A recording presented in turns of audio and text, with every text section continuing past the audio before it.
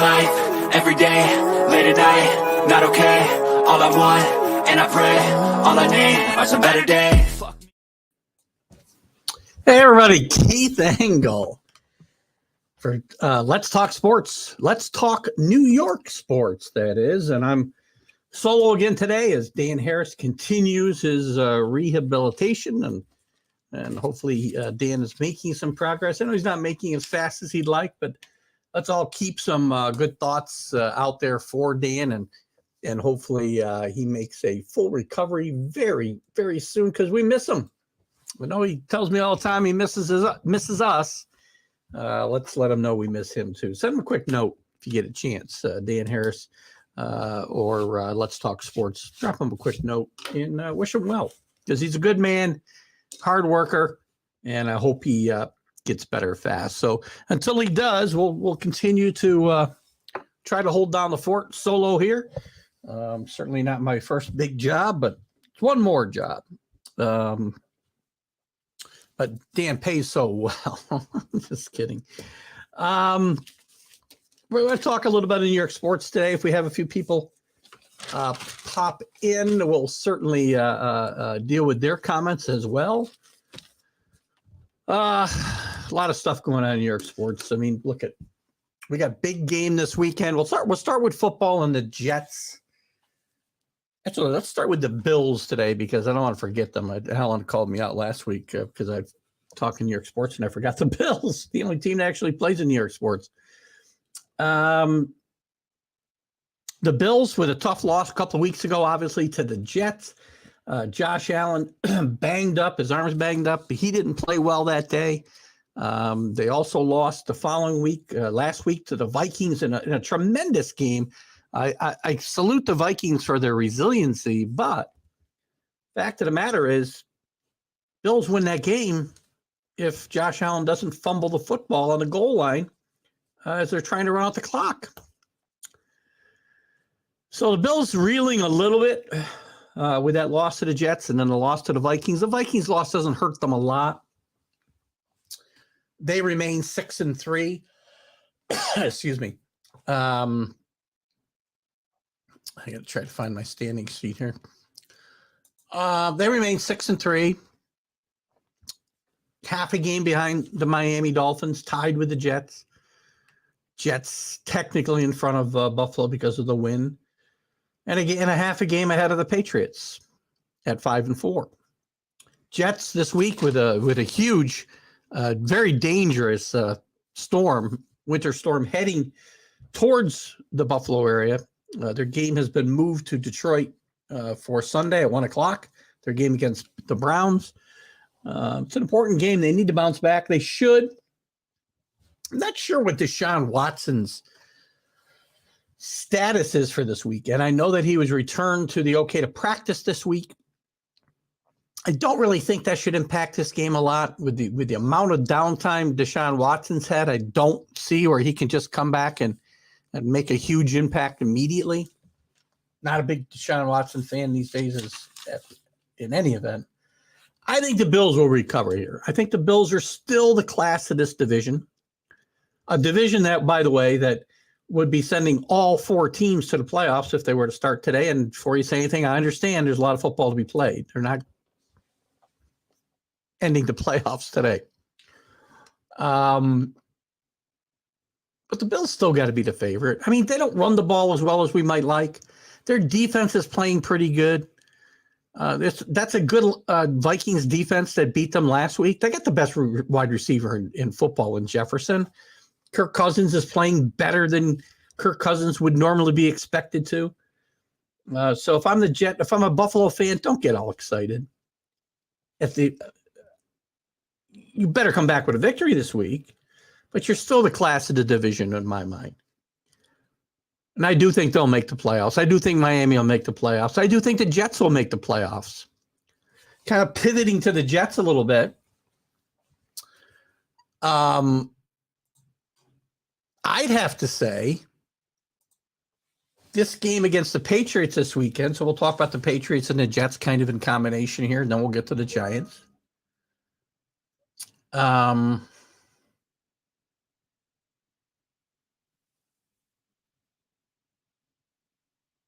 Where's I going to go? This game, the Jets and the Patriots, is huge this weekend. Has huge ramifications within the division, in the playoff race. The Jets can probably afford a loss more than the Patriots. But in any way you want to shape it up, it's a huge game for both these teams. The Jets, as I go through their schedule, I don't see how they can lose more than. Still didn't bring up what I wanted. I don't see how the Jets can lose more than 8 games. And that's with a loss this weekend. Jets are moving towards 9-10 wins. And I think this situation here this weekend will go a long ways towards that. I think 9 wins gets in. That's what I was starting to say. Sorry, I'm a little distracted here by some work stuff in front of me too. 9 wins should get into playoffs in both conferences, in my mind. I mean, you look at the teams below. You look at the teams below that aren't listed in the playoffs today. I do have this somewhere. There we go. So below the Patriots, you got the Chargers and the Bengals. They're the only teams probably still in play. 5-4, 5-4. Anybody think the Colts are getting back in this? The Browns? I mean, these teams would all have to go on 7-game winning streaks to win 10 games. 6 games in the Colts stance. Or the Browns. Yeah, the Colts stance. So look at the Patriots, Bills, and Jets and Dolphins could all make the playoffs. It's within the realm of possibility. Jets got better play a couple of weeks ago before their bye against the Bills out of Zach Wilson. Basically mistake-free. Unlike the performance he put up against the Patriots a week before that. Patriots are certainly hoping for more of a Zach Wilson of that ilk than they saw against Buffalo. But the Zach Wilson I saw against Buffalo is the Zach Wilson I would expect to see more of. In control of himself, not putting the team in jeopardy, the game in jeopardy, not trying to win or lose it himself, but just take what he's given. Get rid of the football when you need to. Do the things that are associated with winning football games. And he did that against the Bills.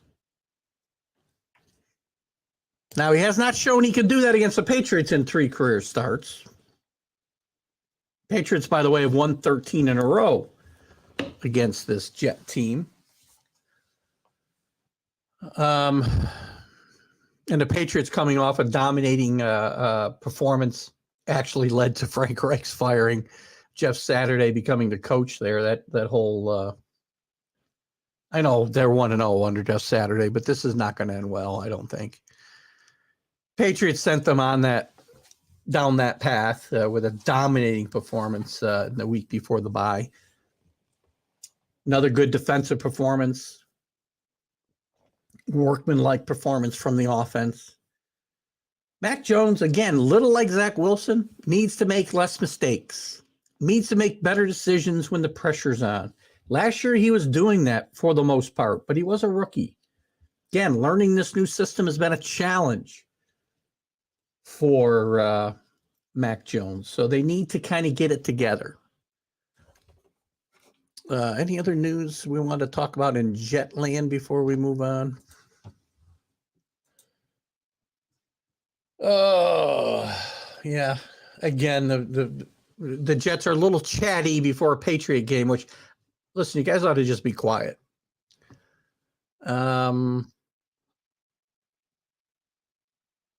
Listen, this is a Jet team, too, that I think the receivers are really starting to step up and play well. Wilson, great pick. Garrett Wilson, he's really starting to grow into his role, I think. I think he and Zach Wilson have a good thing going right now, and it'll be interesting to see if they can keep that momentum going. So again, I think the Jets are on a good trajectory. I really do. Robert Saleh, again, if we're talking about midseason awards, he'd be in the contention for the Coach of the Year There's a lot of good candidates, by the way, this year, probably more than most years. But he needs to start stepping up in these types of games against the GOATs. You know, the guys like Bill Belichick. You can't be severely outcoached the way you were 3 weeks ago.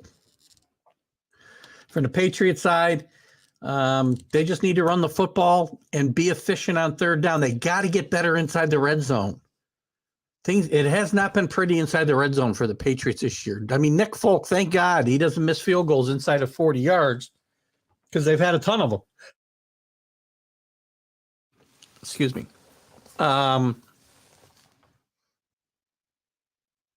But the team needs to be more efficient there. They need to score touchdowns. You need to score touchdowns in this league to win games and win them consistently. And the Patriots can't afford to lose games either. You know, they're 5-4, and as I said, they're in the playoffs right now, but the Bengals, they've got to play the Bengals. They've got to play. They don't play the Chargers, but the Chargers are right there at 5-4 with Herbert missing his best two weapons. Keenan Allen hasn't played, I don't think, a down this year. If he has, it's only a couple. And Mike Williams has been out the last 2-3 weeks.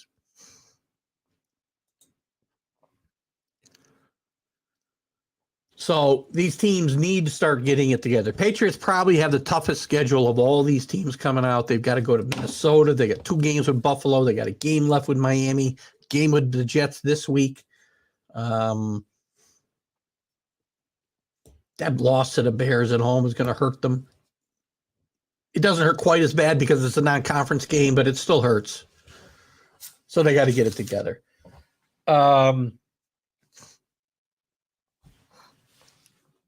What else is going on? And I guess that's it for those teams. The Giants also coming off a bye. They're 7-2. They're in the playoffs right now too. And this team, the way Daniel Jones is playing,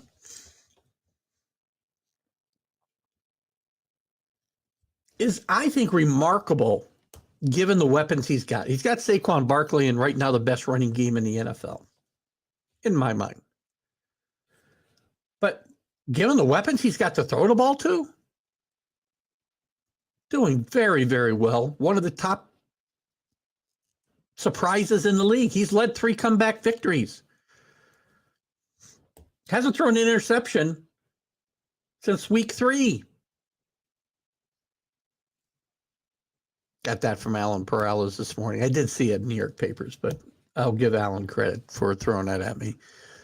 Archie Manning has come out and said, and Archie knows something about playing quarterback in the NFL, about quarterbacks who need to play in the NFL, or in New York in the NFL, I should say, as his son did it for, a decade and a half nearly.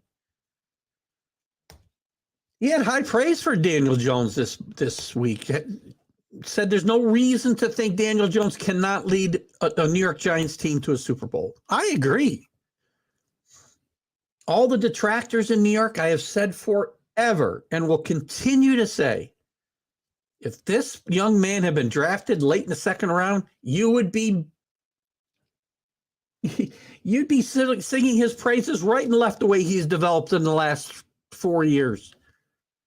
He's gotten better every year. The turnovers are way down. As I said, no interceptions since week 3. He doesn't fumble the ball the way that he used to. So there's no reason this team can't get better, but they need better weapons. Saquon Barkley's workload in the first half has been pretty heavy. And the fear is going to be that he's going to wear down as the season goes on, and you're going to lose. Your offense is going to go backwards. And I don't know where the Giants are going to find weapons at this point in the year. I really don't, unless the rookie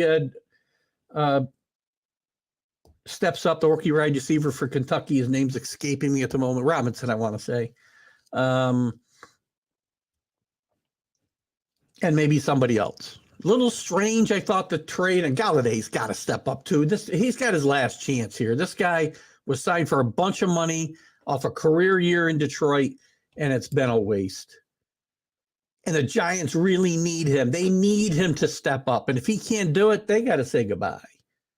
Strange trade with Tony going to Kansas City where, now with some injuries there to Juju Smith and some other factors, he's going to become an important part of that offense. He's a good player. Had a big play last week for a touchdown. I was a little surprised to see the Giants cut bait on Tony so quickly. But that's the NFL, and that's New York, right? I don't know. Giant fans, 7-2, relax. You're a game out of first. You're in the playoffs solidly. And again, I can't see where it's going to take more than 9 wins to make the playoffs. I mean, I know there's Giant fans out there who think, this will all blow up. Of the teams that aren't in the playoffs right now, only the team formerly known as the Redskins have a chance in my mind. Are the Falcons getting in? Not unless they win the North or the South. Are the Cardinals getting in at 4-6? Not unless they win out and Seattle falls on their face. The Rams are done. So how's it possible these Giants can fall out of the playoffs? It's not possible.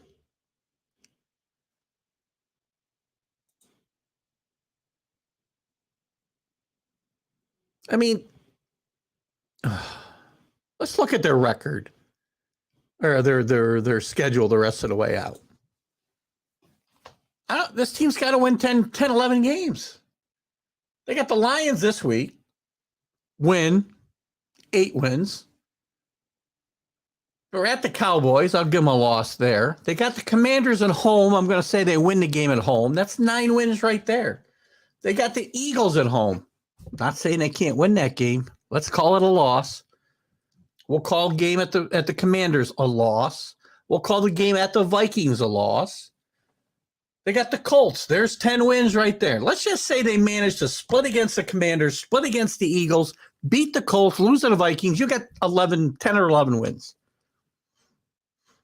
Team's getting in with 9.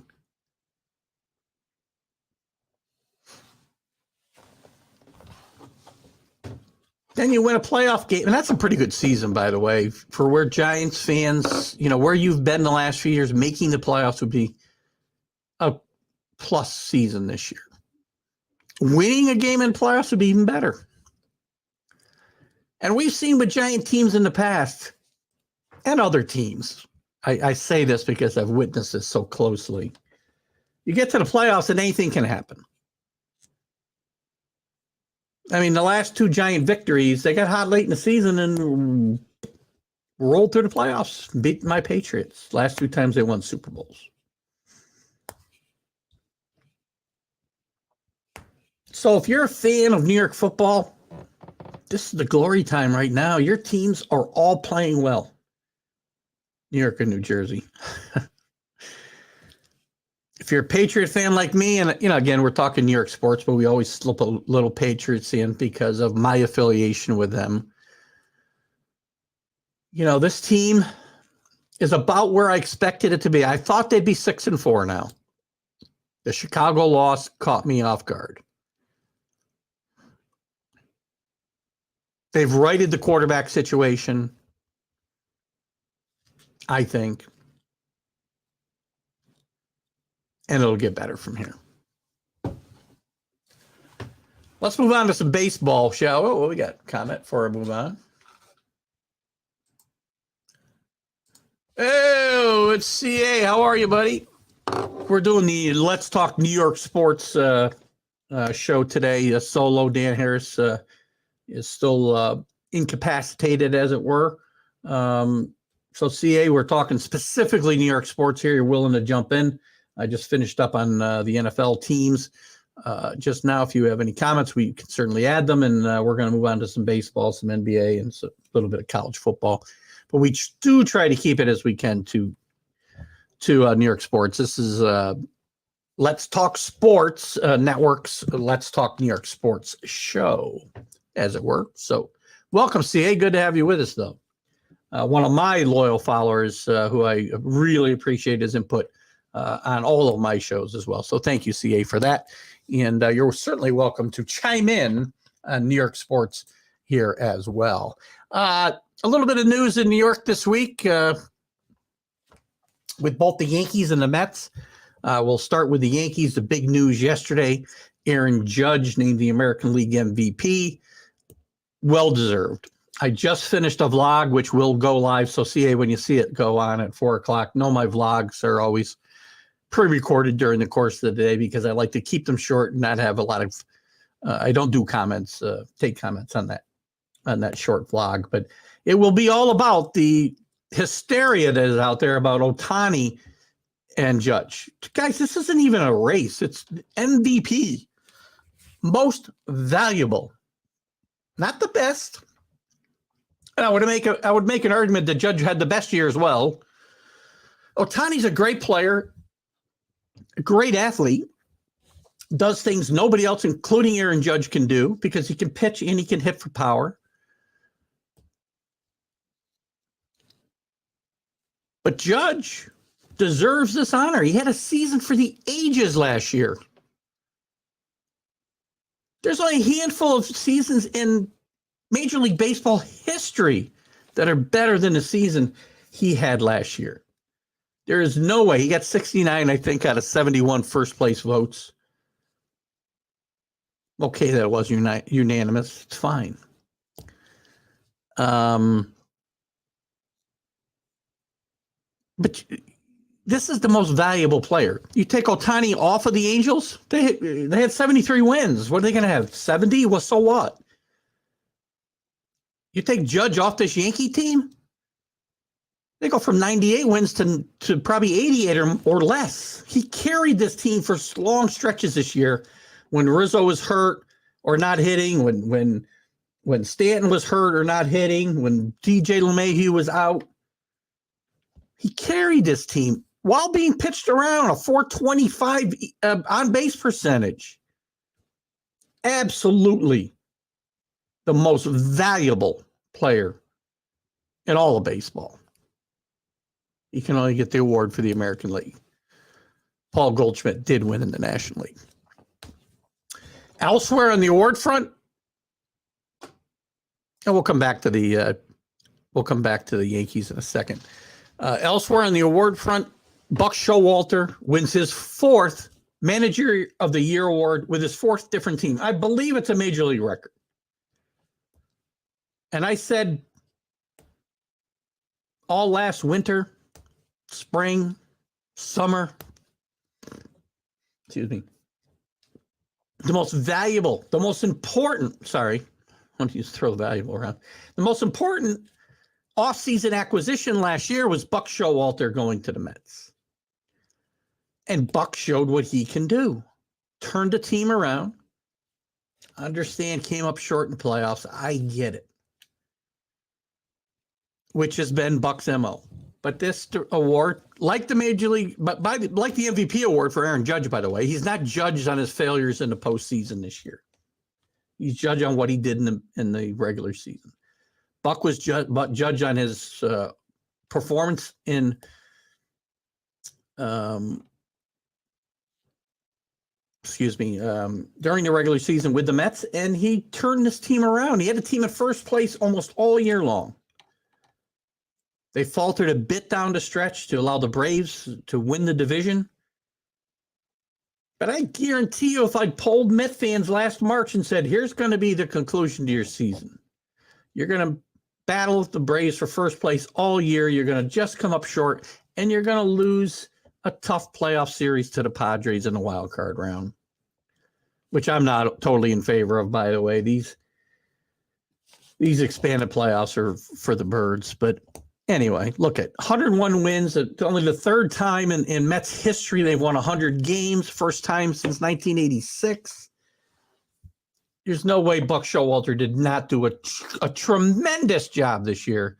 Change the culture in this team. Change the culture in the clubhouse.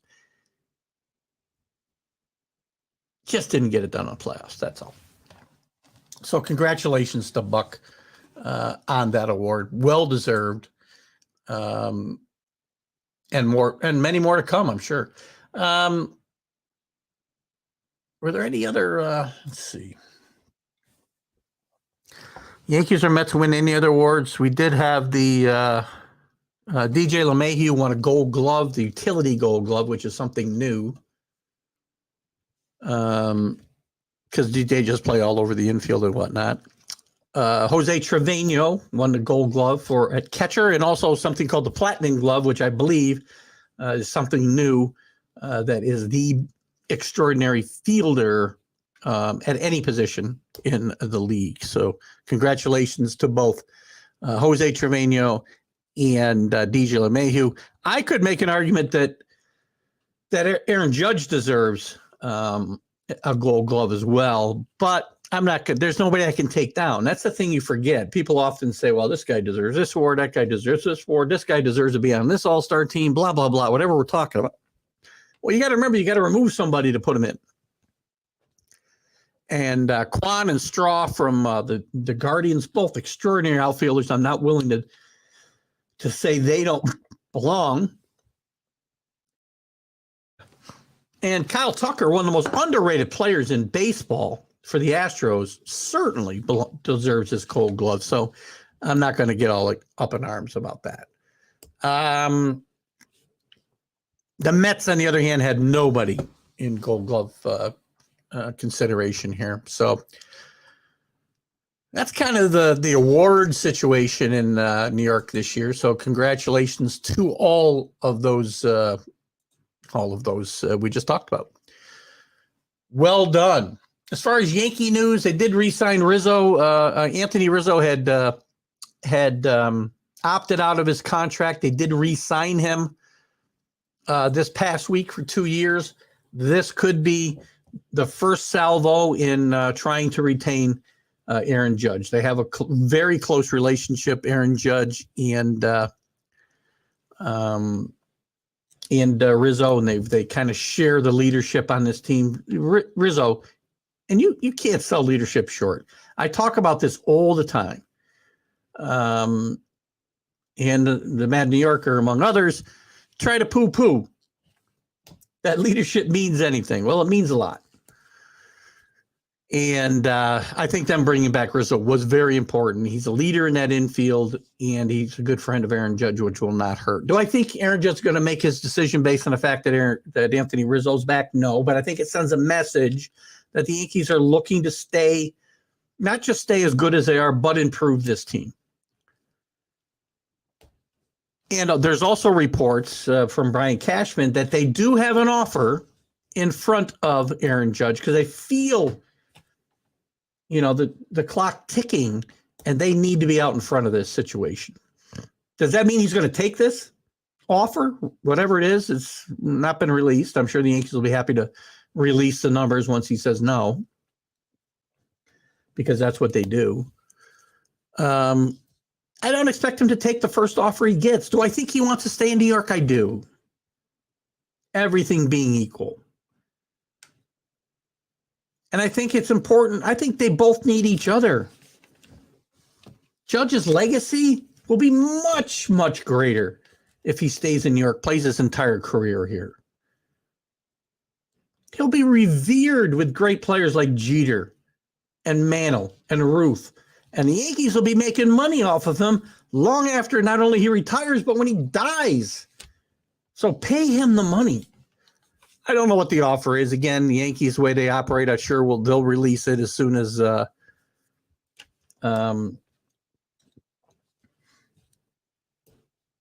soon as he turns it down. Now, and a lot of players are going to get on him for turning down big money. Look at Yankees had their chance to wrap him up, would not do it. They wouldn't go the extra year. They wouldn't go the extra mile to get this done before the deadline in the spring. Aaron Judge has earned the right to leverage every penny he can out of the Yankees because they don't lose in this no matter what. As I just said, they're going to make tons of money off of Aaron Judge, both for his exploits on the field and things that happen off the field, ticket sales, ad revenue on TV, merchandise sales. Not just now. If merchandise sales will last now to infinity and beyond, to talk to talk about Buzz Lightyear. What do you got going on there, CA? You're watching the semis of one of the majors of PCC darts. Heavy betting.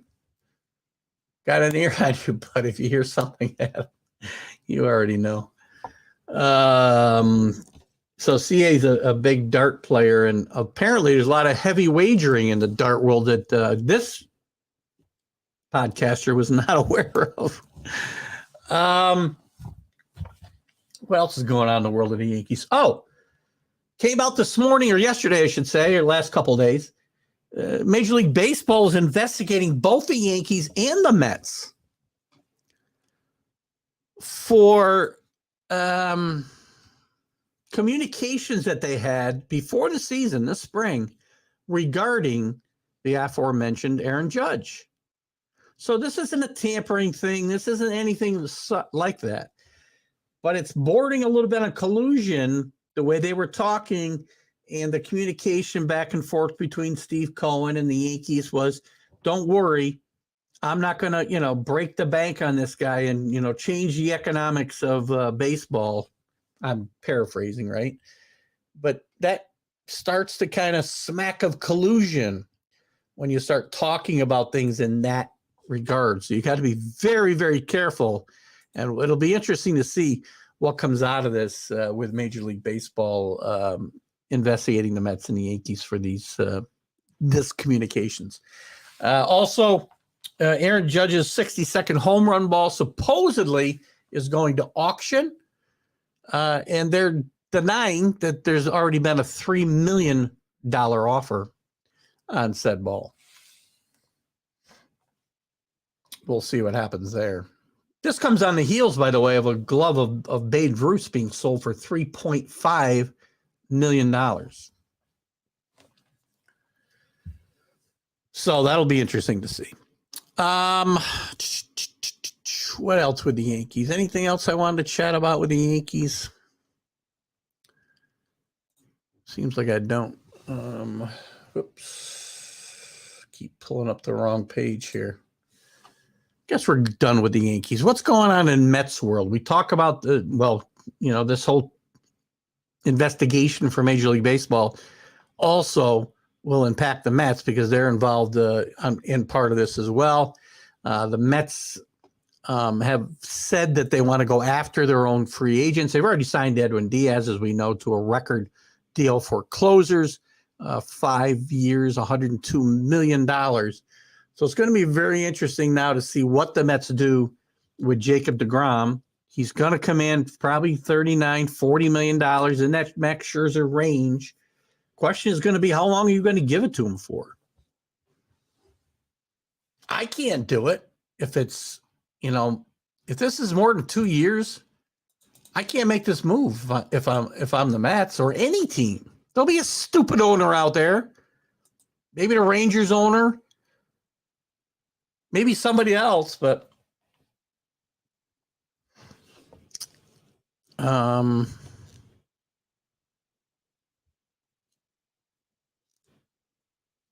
Mets have to be very careful what they do with deGrom here, I'm afraid. Sorry, guys. He's 34 years old. He's the best pitcher in baseball probably when he's healthy.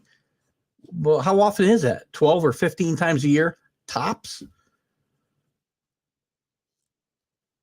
Brandon Nemo's another guy, and now the Mets face a possibility that there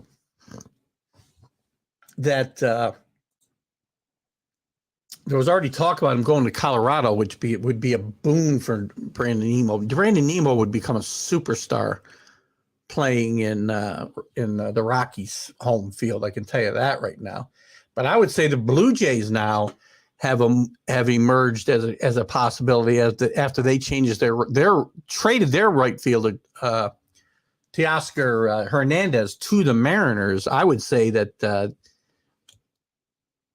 Blue Jays now are a very, very big player in this game for Brandon Nemo. Mets are going to have a hard time bringing him back. They've already had some discussions with Michael if not with Michael Conforto about returning.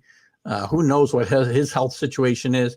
There's a guy who gambled and lost. So you saw how Aaron Judge gambled and won, and a much smaller basis. Conforto gambled, didn't sign a long-term contract with the Mets, got hurt, didn't sign with anybody this year. So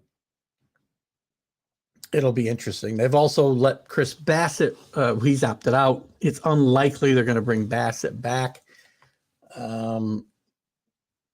They had a meeting with the top Japanese pitcher that's available here. His name, if I'll probably butcher it, is Kodaya Senge, who's one of the, as I said, one of the top pitchers in Japan. And I don't believe, let me look at this. I don't believe he was 11-6 this year at a 1.19 ERA, 156 strikeouts in 144 innings in Japan's Nippon Professional League. Now, I don't think there's a posting system. I think that expired. Yeah, I don't think you have to kind of look. What you have to do twice is you have to pay the team. You used to have to pay the team to just to have the rights to talk to the player you want to talk to. Then you had to sign the guy to a big contract on top of it. Don't think that posting system is in play anymore. Somebody who's watching this later can kind of correct me if I'm wrong, but I don't think that's the case. So, I mean, that's kind of what's going on in the Mets world. Things are going to start to heat up once we get through the Thanksgiving holiday. We start to see trades and free agent signings as we get to the end of November into early December. We should start to see things heat up quite a bit, probably for both of these teams. Where else do we want to go? Let's go to the NBA. The Knicks have won 2 in a row on this road trip. I mean, they were in a little bit of trouble. The New York papers kind of had Thibodeau maybe teetering. I don't see that. I don't think, first of all, Leon Rose is as much to blame for this Knicks team as Tom Thibodeau. They put this roster, a defensively challenged roster together. He didn't go out, Leon Rose, go out and sign a superstar that this team needs to really get them over the top. The Donovan Mitchell type who's doing lights out, playing lights out in Cleveland. No shock there.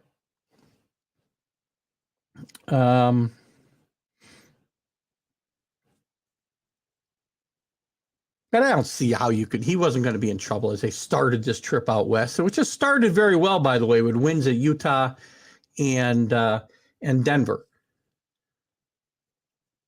The other reason he can't fire Thibodeau, there's no experienced coaches on the bench to take his place, and unless a Quinn Snyder or somebody's ready to come back, the ex-Utah coach who is sitting out the year basically. Unless he's ready to take this job, then there's nobody better. There's no better option than Tom Thibodeau. So why are you even talking about firing your coach? After the year, if things don't work out, I get it. I don't know what the ceiling is for this Knicks team. Some bold moves made. Fournier moved out of the rotation. Cam Reddish now is really making a hard push to be the starting point guard or shooting guard, and he's really, really shooting the ball okay, but defending tremendously. The Knicks team needs help defensively. Getting outscored by over a point a game on average. They're 8-7 though, guys. They've had a very up and down start. You know, it's funny. We really get into hockey on this team, but the Rangers and Devils are playing great hockey. And we can talk about them. I think, CA, since we're finding out that you're a big hockey fan, I'm going to have Jim Beringer. I may have mentioned the other day. I'm going to reach out to Jim to have him come on, give us an early season update. It's a little early for me to get into hockey because it's until football's over, especially college football. There's just too much going on for me to cover everything. And Jim Beringer from if you're a big hockey fan, CA, check out FullPressHockey.com, that online publication. Jim is a major contributor there. Jim's a major contributor to the Let's Talk Sports Network and Dan Harris. And you'll see him there if you go and like the page. And we'll have Jim on very soon. We might even have him on the college show next week because he's a big college football fan as well. And a fellow Hurricane fan. Excuse me. So we will get into that. Again, the Knicks 8-7 with a very up and down start, a couple of really bad losses, but some good wins. These wins out in Denver and Utah, don't just look at them lightly. The Jazz were 10-5 when they played them. The Nuggets were 9-4. Both talented teams. And anytime you win on the Western swing, you're doing well. So look at what's the ceiling for the Knicks this year? Maybe a spot 5 or 6 and avoid the play-in tournament. Play-in tournament at worst. Excuse me. Done a lot of talking today. I'm sorry. But they need to win a series in the playoffs. They need to advance around. That's what they need to do. They're playing much better. Randall's playing much better than he did last year. He's back towards his 2020 form. He looks to be in better shape, both physically and emotionally. His attitude is much better. Barrett still hasn't stepped up the way I would like him to, but I would expect he'll get better. Cam Reddish, as I said, is becoming a more integral part of this rotation. Brunson's played pretty well for the most part. A couple of in-between performances, but I still think he'll be good for this team. And I think you'll see more of Toppin, who's shooting like 42% from three-point land. Just somebody getting 17 minutes a game, though. He needs to start getting some more time. I want to see Quentin Grimes get some more time, too, and become an integral part of that rotation. He's been hurt a lot this year, and that's really impeded his progress. So hopefully he'll start to get better. And I will get to the hockey a little bit, I think, too. We'll see what time we have when we get done here. The Nets are a dumpster fire as we knew they would be. Kyrie's still not back from a suspension. The Nets still not saying specifically when he'll be back. They're 7-9, so they've stepped it up a little bit, 6-4 the last 10. But how is this going to be anything but a mess? Jacques Vaughn gets the full-time coaching job. Good guy. Not a great sentence he's been given here, because this team was set up to fail from the beginning. When your best player wants out, then he says he wants a coach fired, and then he comes back anyway. How did you think Steve Nash was going to last longer than a couple of weeks is what he did? Marks will be gone next. And this team is like devoid of talent in my mind outside of Durant and Irving. And Irving you can't trust. The man needs some help. Do I think he's an anti-Semite? I don't know. Maybe. He's not doing himself any favors, I can tell you that. Not in today's world. You cannot do the things Kyrie Irving has done over the last couple of years and have Joe Fan think, my God, there's a guy I can't wait to go pay, $120 a ticket to go watch. Kyrie Irving is everything that's wrong with sports today. But you guys keep rooting against Tom Brady's of the world. That's a different story. It's an old one. Nobody in sports roots for the guys they should root for. They root for the bad guys. I don't get it. I shouldn't say nobody. But anyway, that's a little update on the NBA. College football, Syracuse continues to go the wrong way. After winning 6 in a row, their first 6, and most likely saving Dino Babers' job, they've just gone into the tank, losing their last 4, losing them pretty badly, losing badly to Pitt last week. I'm going to say 39-3. They've been without Schrader, their starting quarterback, so they've got that excuse. They're going to make a bowl game. Maybe we talked about this Wednesday night. Maybe they'll play in one of the meaningless bowl games that I hate so much, like the Pinstripe Bowl. But by all accounts, this is a good bounce back year for Syracuse. Dino Babers was on the verge of getting fired after a 1-win season last year. I'm happy to see them get it together. Listen, and the losses they have are not to horrible teams, right? They lost to Clemson, Notre Dame, Pittsburgh, and Florida State. They've all been ranked at one time or another, and 3 of them are ranked right now. So these aren't horrible losses. They got Wake Forest, which is they're going to have a hard time winning this game if Schrader's not available to play, because it will be a shootout. And then they got Boston College to finish the season. Could they be 6-6? Sure. Could they be 8-4? Sure. But this has been a turnaround season. It doesn't feel so good because they started 6-0. But this is a rebound season, and a good man, good football coach in Dino Babers likely has saved his job. We haven't talked a lot about this, but Rutgers, I mean, the second go-round of Greg Schiano in Rutgers has not gone quite as smoothly. He's 1-6 again this year in the Big Ten, 4-6 overall. This has been a tough go for Schiano in the second go-round. It was much easier the first time. They weren't in the Big Ten yet. Big East still was, viable. But this Rutgers is not going to win in the Big Ten. It gets harder with UCLA and USC joining this league. Who's going to be getting excited about those trips, to Piscataway, New Jersey? They'd be a better fit for the AAC. They'd be a great fit for the AAC. That's the type of programs this program should be playing with. Oh, God, I'm making a mess today. What else in New York? Oh, it's kind of New York based, but UConn, the UConn Huskies, who have really fallen on hard times the last few years. Like many make a bowl game. Yeah. Too many bowl games. See, I went through this the other night. If you're still with us when I did it at the end, there's too many bowl games. They don't even matter. That's right. You brought up the Sun Bowl. I want the old names back, so I know who they are, and I want about half as many as we have now, at least.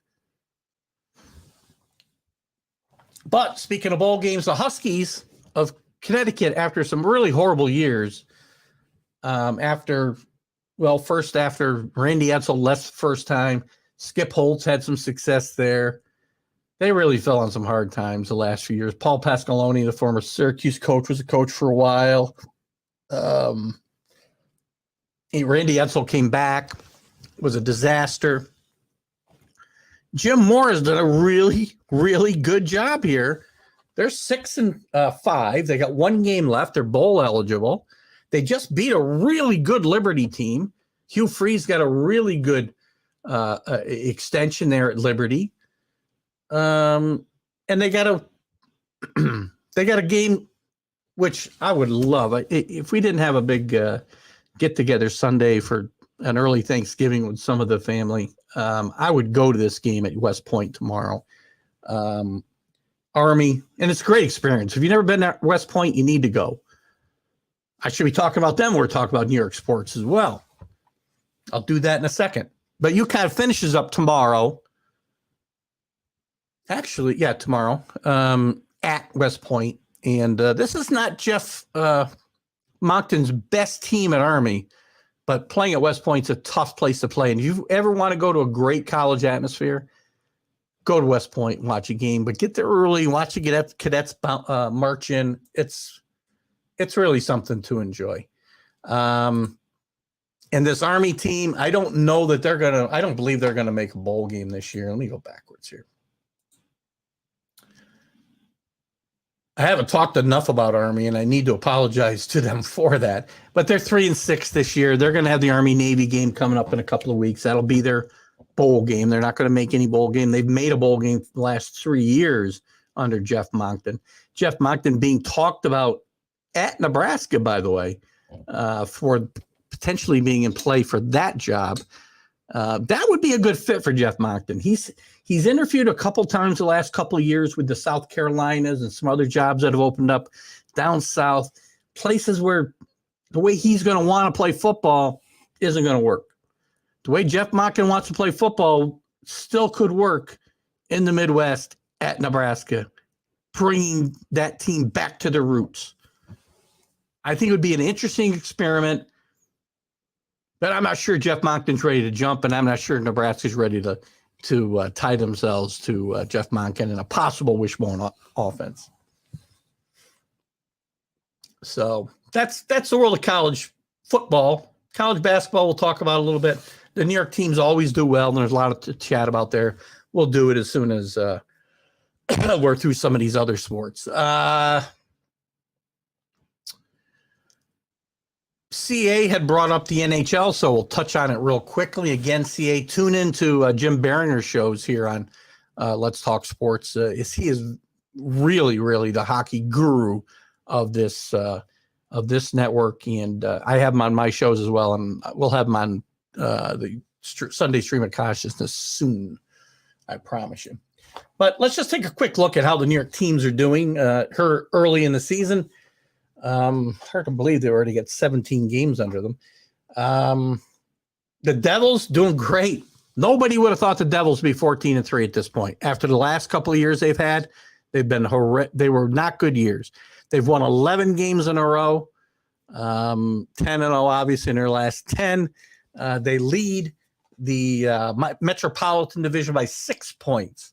The Islanders at 11-7, bouncing back a little bit after firing Barry Trotz after a very disappointing season last year. 11-7, also 6 points behind the Devils. And the Rangers with a very up and down start, 8-6-4. They're at 20 points. Let's see. What have they done the last? The Islanders, by the way, 7-3 in their last 10. Rangers still 5-3-2. Some up, some down. We'll have to get with Jim to kind of get the feedback on where these teams are at and why they are where they are. But that's kind of our that's where our New York teams stand right now in the NHL, and we'll dive more into it when we have the hockey guru Jim Behringer with us as well. So CA's there watching the darts, as I said. We're going to wrap it up here. I think that's it for us for New York. Let's talk New York sports today. I know we didn't have a lot of you with us, so hopefully you'll see this later on. We'll get this video over to Dan Harrison. We do miss you, Dan, by the way, as the host. I'm the co-host at best on this show normally. Dan usually will lead this conversation and lead it in some great directions. I tried to do the best I can from a solo standpoint to keep this show afloat while Dan continues to recuperate. And as I said, please go to Let's Talk Sports and send Dan a note. He's a good guy, deserves a little better faith than he's got right now, but he'll be fine. It's going to take him some time to get better, and we wish him all well, and we miss him here on all of these Let's Talk Sports shows. So once again, thanks, Dan Harris, for doing this with me, or allowing me to do this with you every Friday, and we'll try to hopefully we'll have you in soon, maybe after the holidays. We'll see how that goes. But it's been Keith Engel for Let's Talk Sports. Enjoy. If you have any comments, enjoy this show. If you enjoyed the show, make some comments. If you think I was off the wall on anything, you can certainly make comments about that.